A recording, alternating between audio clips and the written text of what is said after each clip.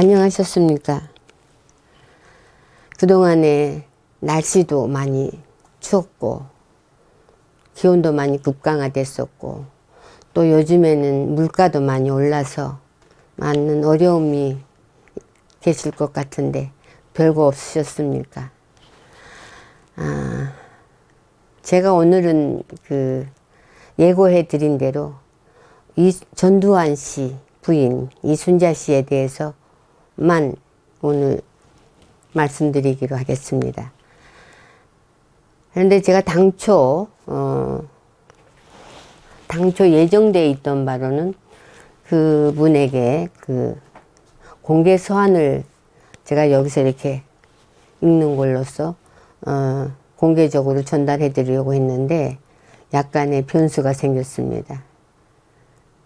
그 변수는 저도 요즘 제가 이제 유튜브를 하니까 좀 유튜브를 저도 이제 좀 이렇게 봅니다. 그런데 이순자 씨가 유튜브에 장영자에 대해서 말한다라는 게 이렇게 떠 있더라고요. 그래서 제가 그걸 이렇게 눌러가지고 이렇게 보니까는 이분이 뭐 결론적으로는 상당한 인간이 가장 기본적으로 갖춰야 할 기본도 없고, 그리고 인간이 인간에 대해서 최소한의 존중도 없고 아주 무례하시더라고요. 그래서 제가 이순자 씨에게 왜 공개 서한을 보내게 됐느냐 그러면은 2018년도인가요? 2018년도에 제가 동부구치소에 있었습니다. 대법원 뭐 있어가지고. 그런데 제 외사촌 동생한테서 서신이 왔어요. 이순자 씨가 자서전을 냈는데 제목은 몹시 외롭지 않다 뭐 이런 거였는데 거기에 누님 얘기를 썼는데 상당히 불쾌한 내용이 있다. 한번 확인해 보시라. 그래서 그 내용도 같이 보내왔더라고요. 근데 그 내용은 뭐냐 그러면은 장영자가 자기 이름을 팔아서 뭐 외제 물건을 뭐 사치품을 잔뜩 사들이고 뭐 여기저기 다니면서 자기 이름을 팔고 다닌다는 그런 얘기였습니다. 그래서 제가 그 다음날 동부경찰서에 이순자를 명예훼손으로 고소를 했습니다. 이제 고소는 쭉 진행이 됐는데요. 근데 그 고소의 관할이 물론 잘 아시겠지만은 이순자 씨가 살고 있는 연희동입니다. 그러면 그 연희동 경찰서는 이순자 씨의 사절을 대통령 예우법에 의해서 전직 대통령 예우법도 전두환 씨가 만들었죠. 그래서 참 거창해요. 그래서 뭐 언제까지나 막 경호를 받고 국가 세금으로 국민의 세금으로 그런 걸 다 받고 계시는데 경호를 받고 있는 경찰서에서 거기서 나와서 이제 경찰들이 경호하지 않습니까? 근데 그 경찰서에서 이제 관할이라고 해서 맡아갔어요. 근데 그 내용을 보니까는 이순자 씨는 온 적이 없고 변호인을 통해서 뭐 그럴 의도는 없었다 아니다 뭐 지금 뭐라고 얘기를 해가지고 요는 자기가 쓴 것에 대해서는 자기가 이제 부인한 거죠. 그런 게 아니다라고 어쩌고저쩌고 해가지고 이제 무혐의 처리가 됐어요. 그래서 물론 그때 저는 무혐의 처리가 될 줄 알았죠. 왜냐 그러면은 이 사회적 인식이라는 게 우리나라는 또 조금 봉건사에서부터 왕조시대에서부터 쭉 내려온 전통이 특권층에는 잘못을 해도 정당화되는 그런 관습이 있어 내려왔습니다. 내려온 걸 제가 좀 알고 있기 때문에. 그러나 이순자 씨가 전직 대통령의 철학을 해서 그녀가 잘못한 것이 정당화돼서도 안 되고 제가 유무죄와 관계없이 옥중인이었다는 것만으로도 제 고소가 부정당했어도 제가 팩트, 사실을 고소를 했음에도 불구하고 법이 그걸 부정했다는 거는 그건 저는 부당하게 생각을 하고 있었습니다. 그래서 제가 한 가지 방법으로서 그간의 이순자 씨에 대해서 제가 얘기할 가치가 있는 분들이라든가 뭐 국가 사회적으로 이분들이 무슨 우리가 기억할 만한 인상적인 일을 하신 분들도 아니고 쌀한줌 뭐 국익을 해서 보탠 분들도 아니고 해서 저는 그런 분에 대해서는 잊어버리고 살아왔는데요. 근데 이분이 이제 새삼스럽게 그렇게 저를 들먹이고 이렇게 나왔습니다. 그래서 제가 알고 있는 이순자 씨에 대해서 공개 서한을 제가 작성을 했습니다. 그래서 그걸 어떻게 하느냐? 말 그대로 공개 서한이니까 언론 매체를 통해서라든가 아니면은 제가 작은 책자로라도 간행을 해서 우리 전 사회에 여러분들과 공유하기 위해서 하기도 제가 이제 공개 서한을 써놓은 게 있습니다.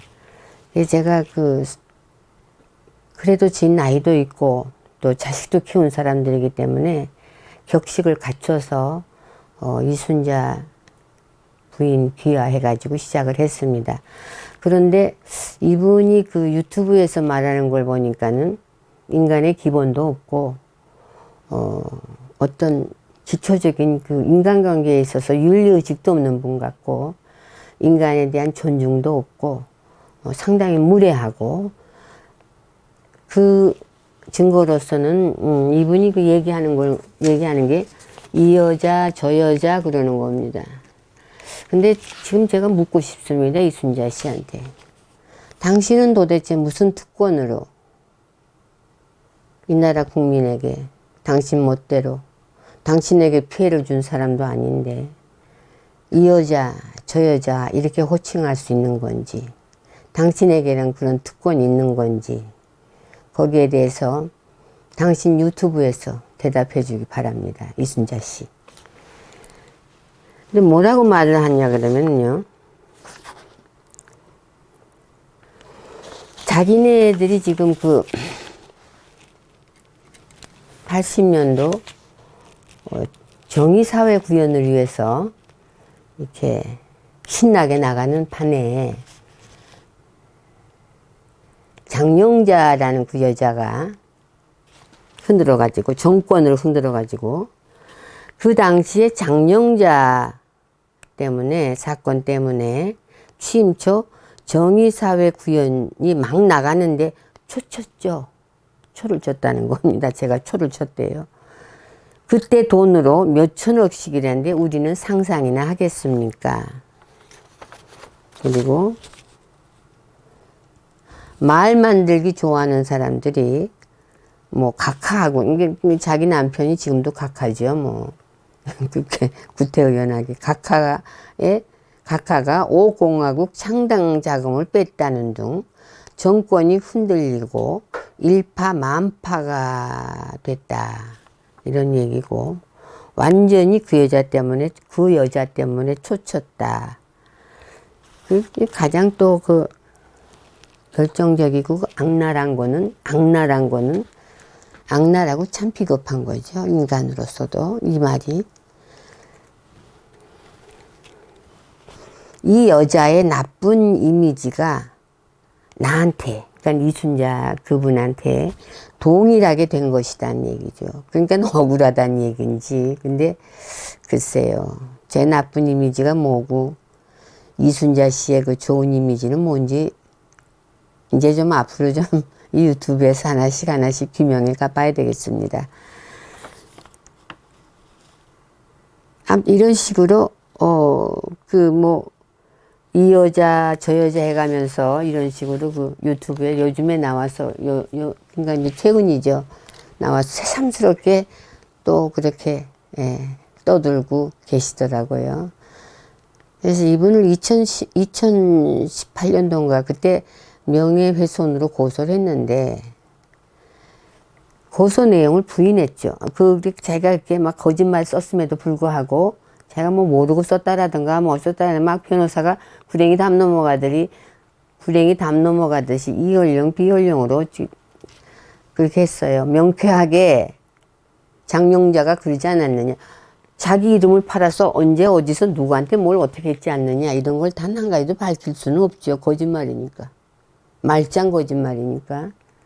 그래서 제가 오늘 제가 상당히 제 나름대로는 그래도 뭐 이런저런 걸 다 떠나서 오공이니 권력이니 운명이니 뭐 당했느니 말았느니 다 떠나서 전부 다 떠나서 제가 중학교 개성여중 2학년 때고 이순자 씨는 뭐 대구 무슨 학교에서 서울에 올라왔는지 뭐 어디 경기고녀 1학년이라던가 때 언니하고 형부가 제 언니하고 형부가 천도교 예식장에서 결혼을 했습니다. 여학교 때죠. 그렇다면은 그때부터 진 사돈입니다. 맞죠? 사돈. 그럼 지금 인간관계에서 가장 어려운 게 사돈관계입니다. 거기에 대해서 조금치라도 윤리관이 있는 사람 같았으면 이렇게 함부로 이 여자 저 여자 이렇게 말 못 나옵니다. 그래서 이번에 그 이순자 씨를 보면서 저분이 상당히 예상했던 대로 그분이 자랄 때 제가 형부나 언니나 그 아버지 우리 사돈 어른 그 이순자 씨 부친에게 그 들었던 바대로 상당히 추하게 아주 추하게 늙으셨구나 하는 생각을 했습니다. 그러면은 이순자 씨 아버지, 그러니까 저에게는 사돈 어른이 되시죠. 그분이 이규동 씨입니다. 근데 그 어른께서 제 아버지가 서울대학병원에서 92년도 10월 달에 별세하셨습니다. 그때 그 장례식장이 서울대학병원 영안실이었죠.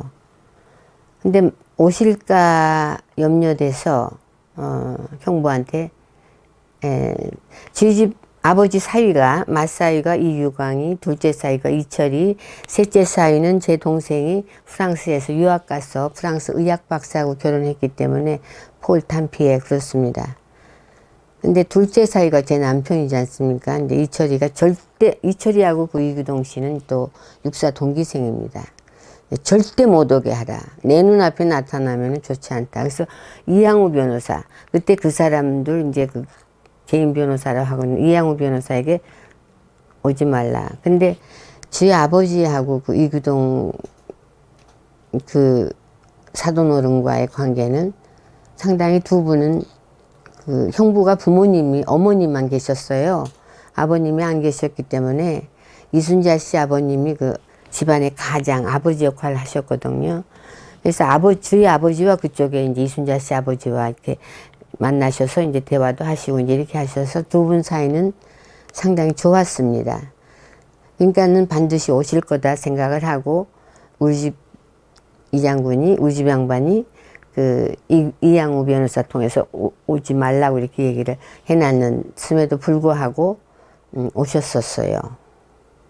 그 저기 장례식 오셔가지고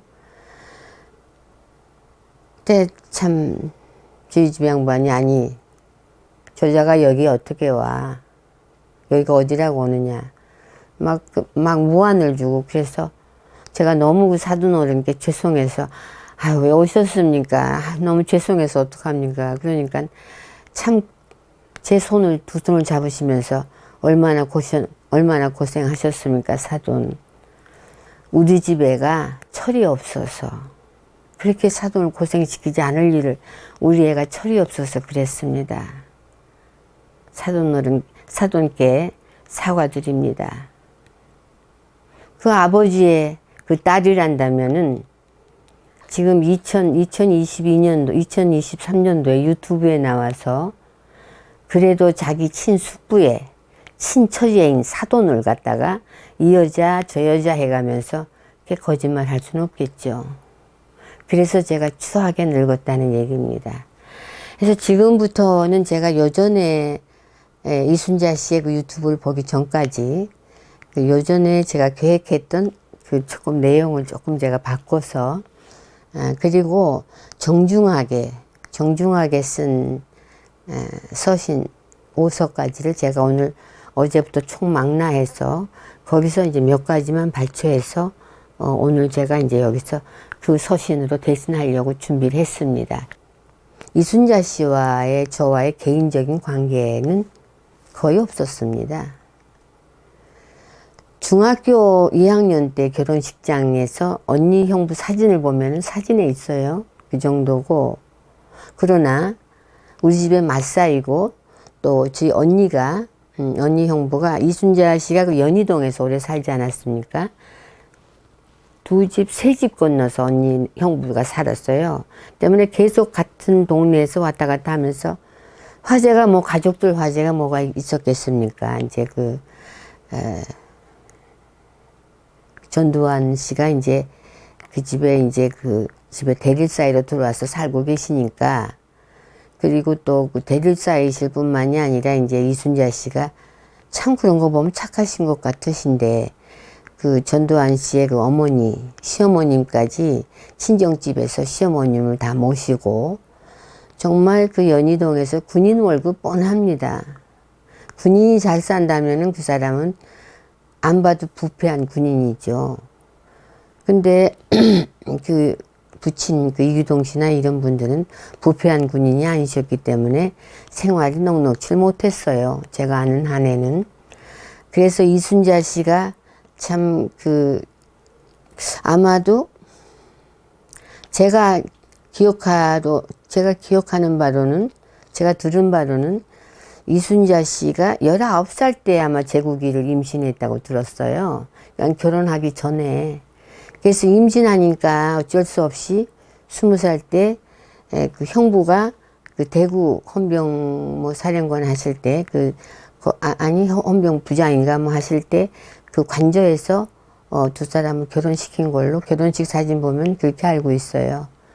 그래서 그 큰 아들인 제국이 나이를 보면은 이순자 씨가 언제 아기를 낳았는지 알 겁니다. 그런데 어디에선가 보니까 뭐 서울 이화여대 의대를 입학을 했었다나 어쩌다나 이렇게 말씀하시는데, 글쎄 그건 아닌 것 같고요. 그리고 그건 저하고 관계없는 얘기니까. 근데 그렇고 그 집 얘기가, 그러니까는 이순자 씨나 전두환 씨가 따로 사시면은 이제 그런 얘기들이 없을 텐데, 이제 한 집에 사시니까 이제 화제가 자연히 많겠죠. 근데 저하고 직접 만나본 일은 없습니다. 제가 언니 집에 가는 것도 그렇고, 또 가도 꼭 본다는 건 한 동네라고 그래도 직접적으로 이렇게 대화를 했다가는 이렇게 본 일 없습니다. 사돈간이라는 건 어렵지 않습니까? 그리고 본 일도 없는데, 간접적으로는 이제 71년도인가에 월남에 그 파병 갔다 오셨어요. 그 전두환 씨께서 이제 아마 별도 다시고, 근데 별도 다는데 상당한 저희 형부, 그러니까 이순자 씨의 작은 아버지가 자기 조카 사이지 않습니까? 전두환 씨가. 그래서 애를 많이 썼어요. 근데 그때 당시는 이건 좀 군의 치부일 수도 있지만, 그냥 말강물 같이 그냥 서열로 경쟁을 해서 정말 장군 될 사람을 이렇게 딱 뽑는 거, 그건 아니었거든요. 뭔가 좀 인맥도 있고, 나름대로 이렇게 친소관계도 있고, 또 그 친소관계 속에는 또 서울대면 인사하는 것도 있고, 이런 것들이, 그 집엔 좀 넉넉지 못했어요. 그래서 형부가 그러하니까 나한테 좀 도와달라. 그래서 내가 형부 은행이냐 그러면서 좀 도와드린 일도 있고, 그러니까는 지금으로 말하면 제 3자 뇌물죄가 있더군요. 어쩌고저쩌고 하면 3자가 이렇게 통해서 하면 3자. 근데 제 3자로 제가 그 별 다는데 조금 도와줬다는 얘기도 되는 거겠죠. 그리고 또 한 가지는 이제 월남에 파병 다녀오셨을 때 안 그렇겠습니까? 외국 갔다 오면은 이제 이렇게 저렇게 이런 거 저런 거 좀 사오시는데, 이제 저희 엄마는 그런 거 보고 이제, 아니, 군인이 전쟁하러 갔으면은 돌아올 때는 총만 가지고 오는 게 군인이지 뭘 다른 걸 가져오느냐.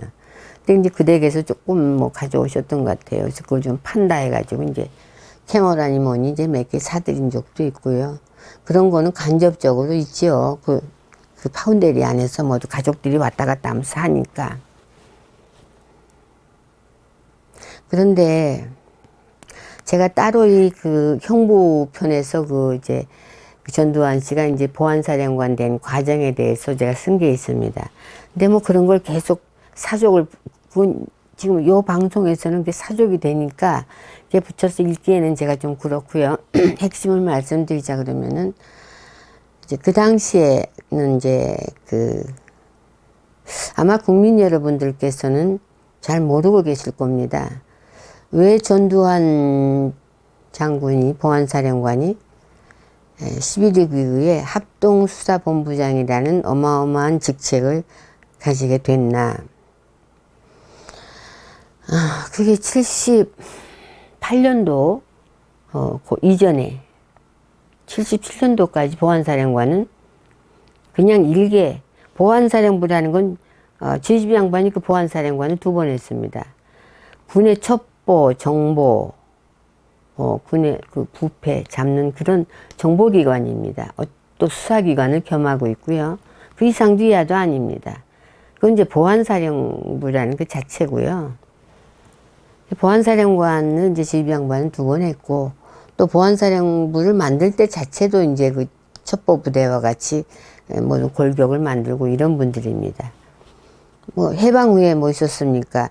그리고 이제 여기서 이제 좀 말씀드린다 그러면은, 왜 그 이규동 씨나, 그러니까 이순자 아버지죠. 부친이 되신 분이죠. 또 박정희 대통령, 또 이철이, 또 김재규 이런 분들이 나이 차이가 이렇게 있음에도 불구하고 왜 6.4.2기라는 동기생이 됐나, 이런 것에 대해서 의아하실 겁니다. 근데 지가 해방된 후에 그 육군사관학교라는 그 편제를 만들지 못했고요. 군인들은 있어야 되니까는 이제 그 군본 일본이 이영군 대장이라고 저하고 아주 친하신 분인데, 이영군 대장이 이제 육군도 만들어야 됐다, 군 창설을 하고 이래야 되는데, 군 1번서부터 100번까지 이렇게 쭉 나가면서, 근데 지는 100번에서 조금 벗어나긴 있지만은, 이제 지금 조금 제가 앞으로 말하려고 하는 그 전두환 장군하고는 좀 군인이라도 조금 다릅니다. 그래서 그때는 그러니까 일본군, 일군에서라든가 또는 그 최경록 장군이라든가 뭐 최영희 장군 같은 분은 이제 군사영어학교 출신이라든가 망군 출신 또 일군 출신 이런 분들이 해방 후에 다 조국으로, 고국으로 돌아와서 이런 분들이 이제 다 모인 게 그때 육군 경비학교라고 그랬습니다. 그래서 그때는 나이 관계없이 군 경력을 가진, 군 경력도 제대로 된, 조금 이렇게 막 하사, 쫄병 이런 사람은 안 되고 제대로 된 경력을, 커리어를 가진 분들이 이제 다 들어와서 만든 게 이제 육군 경비학교입니다. 1기하고 2기가 있었는데 나이 차이가 그러니까 막 들쑥날쑥하죠. 뭐 그래도 군들은 전부 다 군 경험들 풍부하게 갖고 있는 지휘관들도 있고 그랬습니다. 그래서 거기까지가 2기고요. 그 다음에 3기, 4기, 5기, 6기, 7기, 8기. 8기가 이제 김종필이고요. 근데 그 형부가, 이규강 이 형부는, 그 이순자 씨의 아버지는 2기생이고, 이규강 씨는 3기생입니다. 근데 제가 알기로는 저희 사돈집이, 만주에서 사시다가 이제 한국으로, 고국으로 돌아오셨는데, 그러니까 이제 막상 뭐 생계라든가 뭐 기타 등등, 그리고 이제 여기 저희 형부 가문도 경상도 성주이시라고 그러시는데, 가문도 참 훌륭하십니다. 훌륭하신데, 뭐 일제시대 때 이제 만주로 가셔서 만주에서 사시다가 이제 고국으로 돌아오셔서, 그러니까 좀, 우리 형부가 이순자 씨 아버지, 그 다음에 그 밑에 이규승 씨라고 계십니다. 그분은 대령, 표를 못 달았어요. 그 다음에 형부가 이규광인데, 그리고 이제 고모 한 분이, 따님 한 분이 계시고, 그래서 사형제입니다. 일여 삼남이었습니다. 근데 이 삼형제가 전부 다 이제 그 군인에, 육군에 들어가신 겁니다. 그래서 다 군인이 되셨어요, 거기는. 이제 그렇게 된 건데. 그래서, 그런 다음에 이제 그러니까 10기까지는 이제 그 2년제였습니다. 그러니까 사관학교라고 하기도 하고, 이제 사관학교에 못했죠. 그러니까 경비학교라고 하면서, 전두환 씨 이제 육사, 그때는 이제 좀 나라가 좀 얼굴이 되고, 나라가 좀 이렇게 기반이 되고 하니까, 이제 육군사관학교라는 편제가 돼가지고 4년제, 일반 대학과 똑같은 이제 4년제 편제가 돼서 육군사관학교 11기생. 그러니까는 군에서 보면은 이제 4년제 정규 1기생으로 보는 거죠. 이제 그렇습니다. 그럼에도 불구하고 육사 10기까지는 어마어마한 군 선배들이죠. 그리고 거기가 다 6.25에 참전했던 전쟁을 경험한 전쟁 군인들이었고 11기생, 그러니까는 정규 육사 11기생들은 전쟁 경험이 없죠. 그리고 그분들은 전두환 씨를 필두로 해서 우리가 익히 너무 잘 알고 있는 노태우 씨라든가 이런 분들은 전부 정치군인으로 성장하지 않았습니까? 그래서 결국은 대통령까지도 되셨는데 그렇게 됐는데 그때 당시에 77년도인가부터 그 박정희 대통령께서 심정적으로 어떤 변화가 있으셨습니다. 그럼 제가 책에 썼습니다만은 그래서 참 주변을 많이 의심을 하고 예전과 달리 믿지 않으시려고 하고 특히나 이제 그 알려져 있습니다만은 참 그때는 대통령이 아니었고 영예였으니까 박근혜의 영예와 그 최태민과의 그 문제가 중앙정보부에서 김재규가 그걸 조사하다 보니까는 대통령하고 좀 그 김재규가 자식이 없어요. 자식이 없다 보니까는 그 어버이의 심정을 경험하지 못해가지고 그 어버이 심정이 어떻다는 걸 모르시다 보니까는 그냥 막 들이대다시피 이렇게 해서 결국은 뭐 불행한 결과의 한 원인이 되기도 했습니다만은 그래서 그러셨는지 어째셨는지 어쨌거나 아무튼 주변을 많이 의심을 하시고 좀 이상해졌다고도 모두가 좀 수근수근하고 있었을 텐데 그때 대통령께서 뭐 갑자기 아마 혼자 생각을 하셨던 것 같아요. 그래서 국가 비상시에는 보안사령관이 검경 중앙정보부, 검찰, 경찰을 전부 지휘하게 돼 있었어요. 보안사령관이. 국가 비상시에는. 근데 그때 사실 중앙정보부라는 거는 국가에서 가장 그 견인기관인데, 국가발전의 견인기관이고, 그 막강한 파워를 가졌는데, 일개 보안사령관, 군정보기관 보안사령관이 비상시에는 그 정보부까지 다 지휘하게 됐단 말이죠. 근데 그 법이 누가 그게 대통령의 행정명령이죠. 국가 긴급명령권 같이. 그렇게 만들어진 거예요. 그래서 그 첫 해당자가 78년도 중순인가 이제 그 말인가 교체될 보안사령관이 교체될 시기였는데 그 첫 해당자가 되다 보니까는 신경을 썼죠. 그래서 중앙정보부에서는 이제 우주 장관이랑 모두는 이제 김복동 장군 11기 가운데서 합리적인 군인으로 알려져 있는 김복동 장군을 염두에 두고 밀었고 근데 이제 글쎄요 이순자 씨나 그쪽 분들의 입장에서는 뭐 어떻게 말씀하실지 모르겠지만은 지가 객관적으로 본 팩트를 보면은 이제 형부는 쭉 그 자기 조카 사이를 케어해 왔습니다. 그건 부인해서는 안 돼요. 그건 다 그 증거가 있고 안 돼. 그건 안 되고.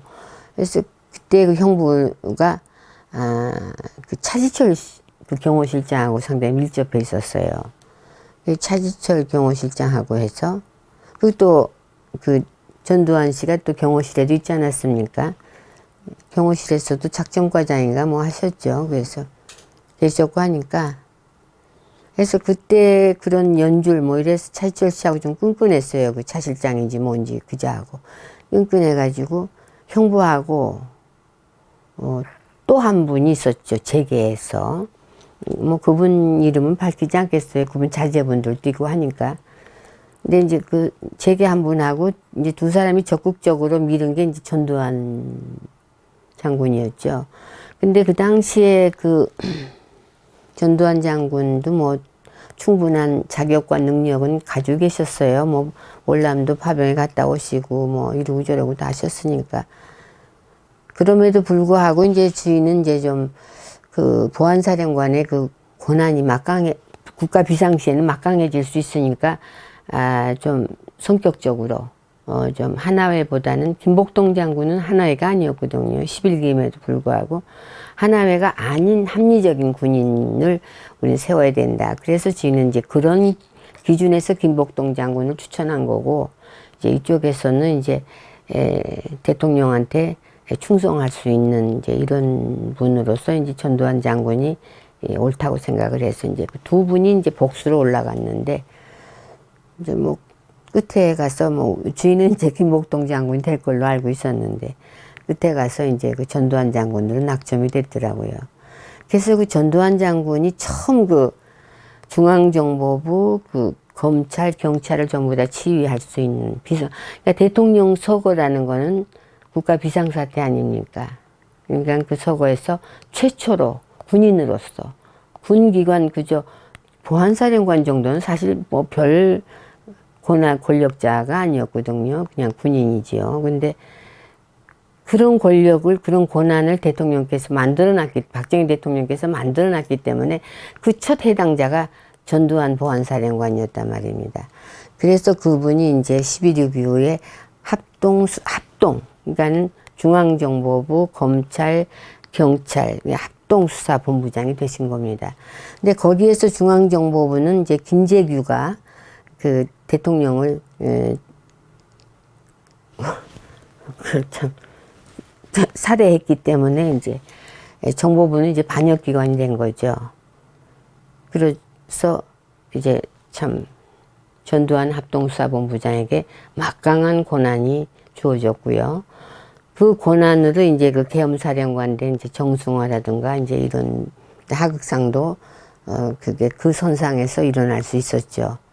일어날 수 있다고 저희는 봅니다. 근데 어떤 분들은 제가 이 자리를 빌어서 제가 자꾸 얘기가 지나가다 보면 말씀드릴 기회가 없어져. 할 얘기 너무 많은데 말씀드릴 기회가 없어지니까 말씀드리고자 하는데 제가 정승화 대장하고는 제가 참 저희 집 남편과 참 군에서도 친소 관계가 있지 않습니까? 참 가까운 분이셨는데 그분이 인품적으로도 참 훌륭한 분입니다. 지금 참 신뢰하는 분이고 신뢰하는 군인으로 그런데 그분이 그날 12.6 날 궁정동회가 있었던 거는 결코 뭐 김재규하고 무슨 이렇게 돼서 뭘 해서 계속 가 있었던 거 아니라는 거는 아마 조그만 상식으로 엮으려고 하지 않고 상식으로 봤다 그러면 다 할 수 있는 얘기라는 거는 그분이 만약에 그런 일로 갔다 그러면은 그 3.1 고가도로로 그 12.6 바로 나고 나서 그 정승화 그때는 참모총장이죠. 육참 총장이죠. 총장하고 김재규하고 차를 타고 가는데 3.1 고가도로에서 그분이 만약에 거기 관여를 했다 그러면은 남산으로 정보부로 가자고 그러지 6번으로 가자고 했겠습니까? 근데 지금도 그게 역사의 어떤 역사의 물줄기를 바꾼 터닝 포인트가 맞나 모르겠네요. 그걸로 이제 회자되고 있는 게 3.1 고가도로에서 김재규가 이제 어디로 갈까 이렇게 갈라진 이쪽으로 가면 중앙정보부 이쪽으로 가면 육군본부고 하니까 갈라진데 제가 예전에 김재규 얘기 법정에서 그 최후 진술한 박정희 얘기하면 박정희 대통령 관해서 뭐 최후 진술하는데 뭐 그때 박선호라고 제가 박선호 그 군법원에서 이렇게 단임제죠, 군법원. 그래서 거기서 이렇게 사용된 군인이 이때 박선호라고 말씀드렸는데 박흥주입니다. 모두 박흥주하고 박선호하고 조금 헷갈리는데 박흥주 대령입니다. 이름 정정하겠습니다. 그래서 그때 앞에는 이제 그 박흥주 대령이 앉았었죠. 근데 이제 부관 겸 이제 뭐 경호하는 사람이니까 앉았기 때문에 박흥주 대령 현역이란 말입니다. 그리고 정승화 대장은 육군 참모총장이고요. 그러니까 어디로 갔으면 좋겠나 하니까 만약에 김재규와 이 정승화 대장 간에 무슨 일이 있었다 그러면 거기 앞에서 왜 어디로 가면 좋겠냐 그런 얘기가 나오겠습니까? 계획대로 착착 움직였겠죠. 전혀 아닙니다. 꿈에도 없는 얘기입니다. 그러니까는 이제 앞에 그 박흥주 대령 현역이고 뒤에는 자기 참모총장이 앉아 있고 그러니까 이런 사태에서는 아마 군에 가서 계엄령이라도 내리는 게 6번으로 가는 게 낫지 않겠나 해서 6번으로 가자. 박흥주가 그런 겁니다. 박흥주 대령이. 그래서 6번으로 가서 이제 그 정승화 대장이 이제 그건 뭐 다 아시는 바대로 얘기해서 이제 김재규가 체포됐는데요. 김재규를 체포하게 한 사람이 정승화 대장입니다. 자기와 무슨 관계가 있다면 그런 일을 하겠습니까? 그게 잘못된 역사라고 저는 봅니다. 근데 이분들이 이제 중앙정보부까지 전부 다 이렇게 이제 지휘할 수 있는 막강한 권력을 갖다 보니까 계엄사령관도 좀 그렇게 보였고, 그러니까 하극상을 할 수 있었던 거죠. 그래서 전두환 합동수사본부장 이제 최규하 대통령을 뭐 말로는 그래요. 뭐 협박을 했느니 모르겠느니 해서 중앙정보부가 반역기관이니까 내가 들어가야 된다고 그래가지고 정보부 서울로 들어가셔서 정보부 부서장들을 다 내쫓고 그렇게 정보부를 청소하셨죠. 근데 그런 것들에 대해서 이제 이순자 씨는 이제 제가 이제 어떤 위치에 있었고 또 제 남편이 어떤 위치에 있었고 그때 11.6 이전이라 그런다면 이순자 씨와 저와는 세계가 다른 사람들입니다. 이순자 씨는 그저 투스타, 그건 정보부 투스타하고 또 틀립니다. 일반 투스타는. 그리고 경호실에도 계시고 이런 격차는 컸습니다. 그리고 제가 이 편지에도 제가 공개 서한에도 썼습니다마는 군은 대통령이라는 자리는 제가 역사를 겪어보니까 뭐 이렇게 쿠데타를 해도 폭력으로 해도 대통령은 될 수 있는데요. 대한민국이 건국되어 있는 한 대한민국 군인의 서열은 군번은 그건 영원합니다. 바꿔줄 수 없습니다. 하극상 문제란 불행을 겪은 정승화 대장은 뭐 비록 이등병으로 이분들에 의해서 이제 하극상 반란자들이죠. 반란자들에 의해서 강등됐다가 너무 고통하시다가 그 다음에는 이제 회복하시고 돌아가시긴 했지만은 한 사람, 두 사람에 국한된 일이지 전 육군을 하극상할 수는 없다는 얘기거든요. 그런 한 대한민국의 군 출신인 이상 우리는 2기생입니다. 이철희 장군은. 그리고 전두환 장군은 11기생입니다. 그럼 이순자 씨에게 저는 가마득한 군 선배의 사모님입니다. 그렇게 이 여자, 저 여자 할 수 있는 사람 아닙니다. 그 점을 제가 명백히 제가 밝혀드리고 싶고요. 그리고 제가 이제 자료를 지금부터 하나하나씩 입증을 해 나가려고 제가 책에 쓴 자료를 그런데 마치 11.6이 나고 나니까 대한민국, 그 이전에 대한민국은 없어요. 그죠? 그게 왜 그럴 수 있었느냐. 그건 중앙정보부를 반역기관으로 해체했기 때문에 신군부, 지금 보면 한 줌도 안 되는 분들인데 그분들이 이렇게 권력을 가지고 좌지우지할 수 있었던 겁니다. 그렇다고 본다면은 제가 뭐 이런 얘기 한다고 그래서 제가 이렇게 되고 이순자 씨가 이렇게 되고 하는 건 전혀 아닙니다. 아닌데 79년도까지의 저희 삶은 없어요. 대한민국은 없습니다. 서열도 없고 그 신군부에게는 없어요. 그리고 내가 마치 80년대 이 세상에 탁 태어나가지고 그것도 뭐 사기하려고 탁 태어나가지고 막 공복일에 사기를 막 갑자기 막 어디서 턱 나타나서 막 일으킨 것처럼 얘기하는데 우리는 원조들입니다. 군에서도 원로들이고요. 제가 그 입증해 가려고 합니다, 지금. 그래서 지금 이제 이순자 씨가 저를 갖다가 또 이렇게 SBS 같이 저를 또 이렇게 자극을 했어요, 지금. 자극하시지 않으셨으면은 저는 그 역사적인 팩트로 우리가 이러이러했다라는 거 예전에 제가 유튜브에서 말씀드린 대로 내 삶은 이러이러했고 이러이러한 일은 했고 이러한 일은 안 했습니다 하는 정도에서 저는 가는 것이지 그렇게 막 누구를 이렇게 한다고 해서 제가 그렇게 정당시되고 잘돼 보이고 그 오히려 더 저를 나쁘게 보실 수도 있습니다. 그럼에도 불구하고 저에게 말씀을 드리는 거는 너무 지나치십니다. 그것도 만약에 역지사지에서 이순자 씨에게 저는 그 어떤 피해라든가 서로 본 일도 없는데 오히려 간접적으로 이순자 씨는 제가 도왔어요. 형부를 통해서. 그리고 또 한 가지는 11.6 3일 전입니다. 11.6 3일 전에 이순자 씨를 처음이고 마지막으로 직접 만났어요. 그거 어떻게 만나게 됐냐 그러면은 그 전에 형부가 이순자 씨가 이제 이순자 씨가 이제 보안사령관이 되지 않았습니까? 그러니까 이제 좀 그 자리가 조금 그런 자리죠. 그 재산 정리라 그런 게 좀 필요했었던지 그 아버지 명의 이유동 씨 명의로 되어 있는 수원에 있는 농장이 있었어요. 그분들이 이순자 씨가. 근데 참 이 얘기 하려고 그러면은 조금 그러면은 이순자 씨 여러분들께서는 그럼 이순자 씨는 그동안에 그 사업을 한 것도 아니고 뭐 군인 월급 박봉이지 않습니까? 군인 부인에 불과했는데 어떻게 그렇게 큰 농장을 샀을까?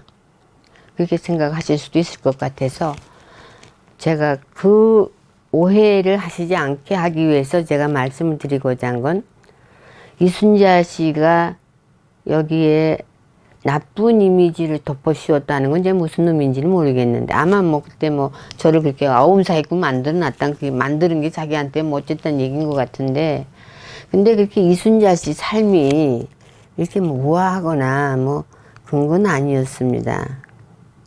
생활인이셨죠. 참 열심히 사신 분이고 연희동에서 뭐 안 하신 게 없습니다.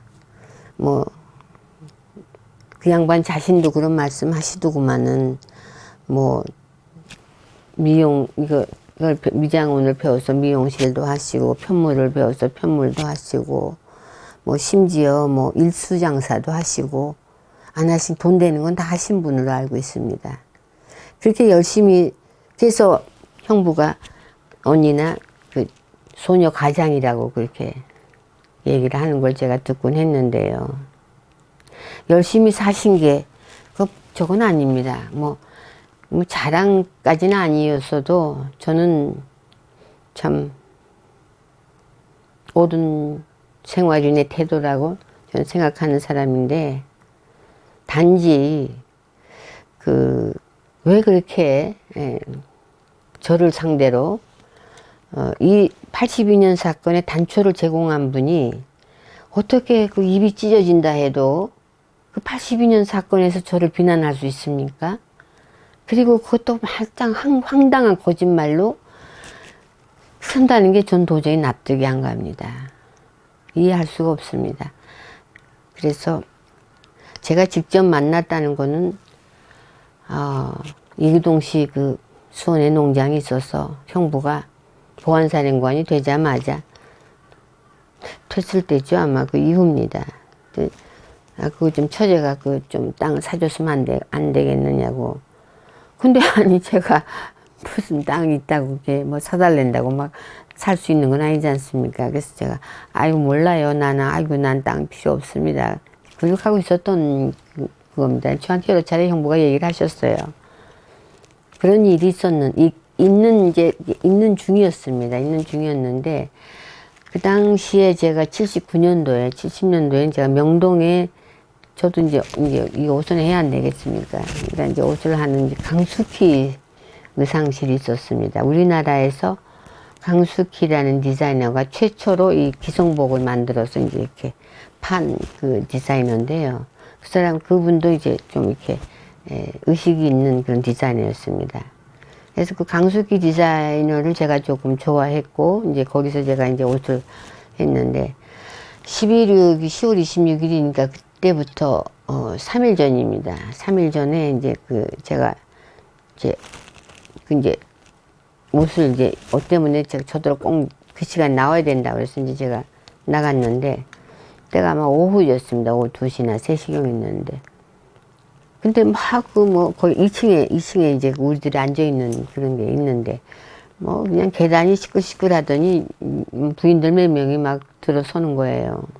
그러더니 저를 이제 이순자 씨예요. 이순자 씨하고 이제 그쪽에 부인들이 한 2~3명이 이제 같이 오셨는데, 저를 보더니 아유 성석이 이모님요.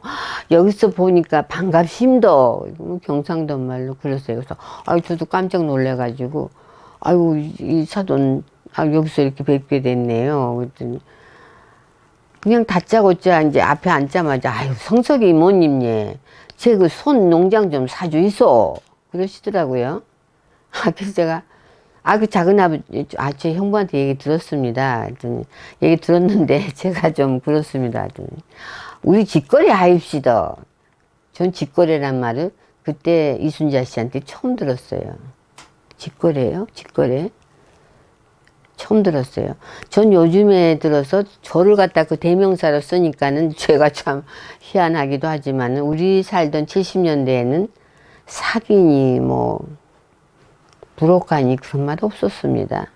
그 당시에 신문을 보십시오. 생활고에 찌들어서 힘든 일들이 있었어도 사기가 있니 사기꾼이니 사기니 이런 말은 저는 없었다고 기억합니다. 전 그 시대에 들어보질 않아가지고요.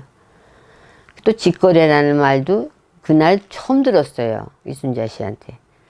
그래서 제가 이렇게 좀 어색해 하니까 이제 강수키 디자이너가 눈치채고 아유 제국이 엄마 여기 와서 지금 가봉하자고 해서 이렇게 데리고 들어가니까는 근데 저를 보더니 성석이 이모님 제 조카가 언니 아들이 성석이에요. 성석이 이모님 좀 하입시다. 그러면 들어가셨어요. 근데 그때 제 태도에 좀 불쾌하셨는지 어쨌는지 모르겠습니다만은 그런 일이 있었습니다. 그래서 그때 처음으로 직접 이렇게 딱 부딪혀서 봤고 그 뒤로는 직접 본 적은 없습니다. 그래서 그것이 그때 그 당시에 이순자 씨가 불쾌했었는지 그 이후로 갑자기 이제 11.6이 났고 12.12를 거쳐서 대통령 부인이 되니까 가장 혼내주고 싶은 사람이 아마 제가 됐는지도 모르겠습니다. 그겁니다. 그거고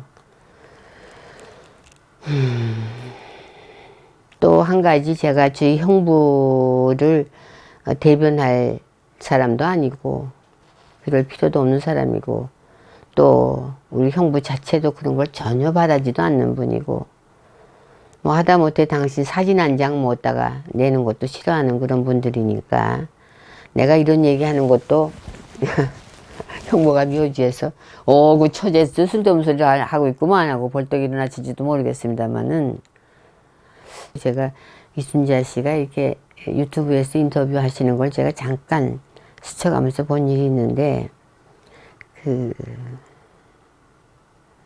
5.16 나가지고 6.4 사관생도들이 5.16을 지지한다는 시내 퍼레이드를 한 일이 있습니다. 6.4 생도들이 그때 제가 이 서신에 있으니까 짤막하게 말씀드리겠습니다만은 그 퍼레이드는 그때 육사교장이 그때 이제 강영훈 장군인가 그랬는데 결사반대했죠. 그런 생도들을 데리고 나간 게 그때 이제 전두환 대위는 대위였죠. 육사 생도가 아니었죠. 졸업한 후였으니까. 근데 이제 전두환 대위가 이제 그 앞장서 가지고 그 일을 말하자면 일을 만들었단 말이죠. 나왔는데 그 배우가 형부였어요. 무슨 그 이제 육사를 졸업한 그 이제 새파란 군인이 그런 전략적인 머리가 있었겠습니까? 그러니까 자기 조카 사위에게 이때 기회를 놓치지 말고 뭘 해라 그래서 제가 그건 분명히 좀 알고 있는 일이거든요. 형부가 그 전두환 자기 조카 사위에게 말해서 하게 만든 게 형부였습니다. 거기까지입니다. 거기까지고요. 그 다음에는 이제 제가 참 이게 중간입니다만은 제가 잘하지도 못하고 어수선하고 또 이렇게 잘 이해가 되실지 안 되실지도 모르겠는 얘기를 주얼부얼 막 함에도 불구하고 제 유튜브를 좀 봐주시고 또 거기에 더군다나 댓글까지 달아주셔서 또 저를 또 격려해 주시기도 하고 또 위로해 주시는 그런 분도 계셔서 진심으로 감사드리고 그 댓글의 내용을 제가 보면서 최소한도 내가 아무리 힘들고 또 내가 좀 고통이 따르더라도 이분들의 기대에는 어긋나지 않게 잘해야 되겠다고 생각을 하고 있습니다. 고맙습니다. 감사합니다.